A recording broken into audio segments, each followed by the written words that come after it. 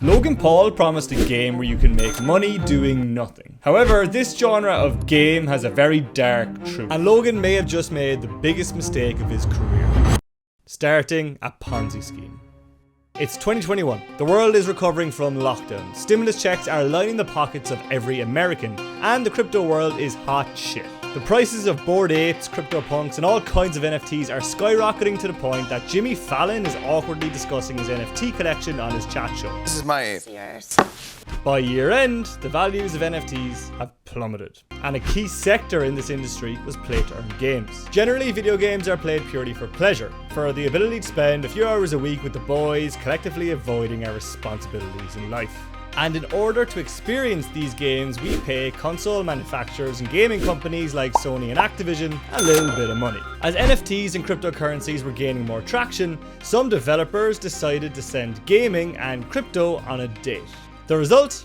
A pregnancy ending with a child called play-to-earn games. People already spent hundreds on in-game items like weapon skins and FIFA cards.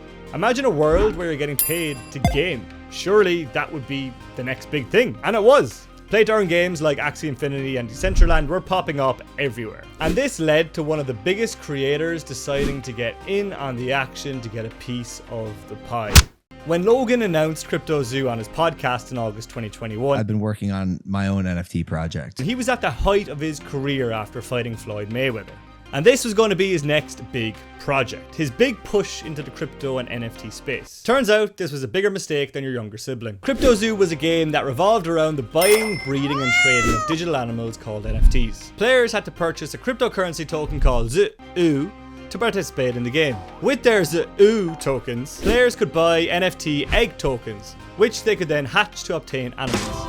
These animals could be bred together to create new, rare hybrid animals. And then players would earn passive income in the form of ZOO tokens based on the rarity of those animals. Players could then burn their hybrid NFTs to release their accumulated ZOO tokens, which they could then invest in more eggs and cash out for US dollars. On launch day, people invested more than $2.5 million in buying these eggs, and ZOO reached a $2 billion market cap, all before the game was even launched. Logan said that his team had spent at least $1 million dues developing the game and 6 painstaking months designing the unique creatures. So what went wrong? Well, everything. On launch day, the egg tokens couldn't even hatch. There was no way to claim any earned yield from all of these so-called handcrafted NFTs. And even worse, they were quickly revealed to be photoshopped stock images. Logan took the classic crypto route, to overpromise and underdeliver. These issues still haven't been fixed today, and it was a colossal fuck up. I'll spare you the mama joke. Let's put these shortcomings to one side for a moment, and imagine a world where the launch went perfectly.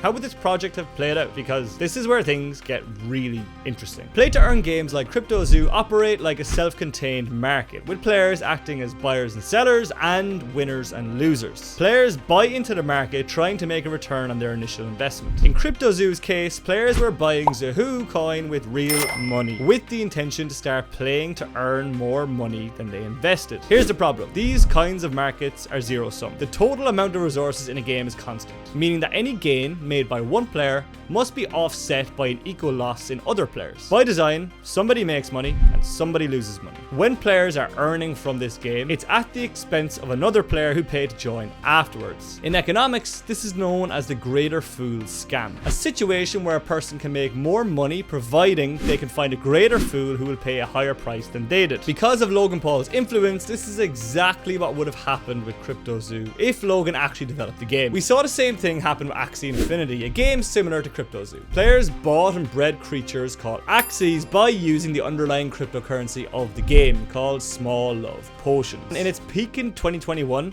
many players were earning around $20 to $30 per day, with some earning more than $500. In the Philippines, which was the largest market for the game, there were reports of shops accepting Small Love Potions as a legal currency, allowing people to effectively live off the game and their Axies. However, when the crypto and NFT market slowed down in 2021, demand for Axies and Small Love Potions decreased and their prices collapsed. People were no longer willing to spend upwards of $1,000 to join the game, and this led to SLP to come down from a high of 30 cents in 2021 2.002 cents in 2022. Without the promise of huge returns, users stopped playing the game en masse. Axie Infinity's monthly active users fell from 2.8 million in January 2022 to 469,000 in December 2022. And this is the fate CryptoZoo probably would have suffered as well. So the economics of these types of games really don't hold up. But does this reveal the truth that games like CryptoZoo and Axie are actually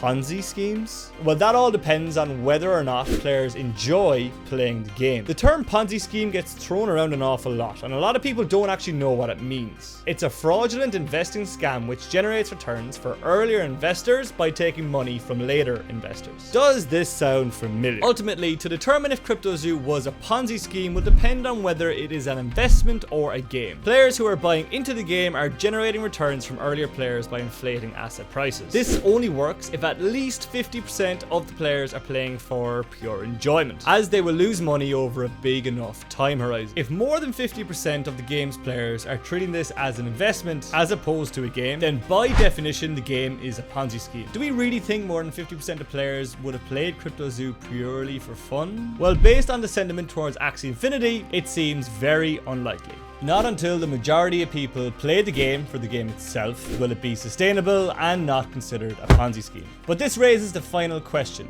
Even if there was a way to design these play-to-earn games in such a way that they were economically sound, would we even want this? Say we introduced a big spender, often called a whale. Imagine this whale was incredibly wealthy and loved CryptoZoo so much that they were willing to spend millions of dollars buying eggs with their endless money. This would bring the game to a level that there were now thousands, even millions of people whose full-time job was to simply play the game and produce collectibles for this whale. This market would be sound from an economic perspective, and the massive amount of demand would be enough to back up the supply. But what kind of world would this be? A world where people are pushed to mindlessly click buttons to produce perceived value for somebody else, walking away with no transferable skills or experiences to show for their time. Sounds like something from a dystopian science fiction novel. So with all of that in mind, where does that leave us with play-to-earn games like CryptoZoo? Play-to-earn games, by their nature, create an unsustainable Ponzi scheme-like system where new players buy in only to create and sell digital goods to those who buy it next. Beyond that, they create cultures where games are not about enjoyment or achievement, but the profit at the expense of your fellow players. That being said, can these games work at all?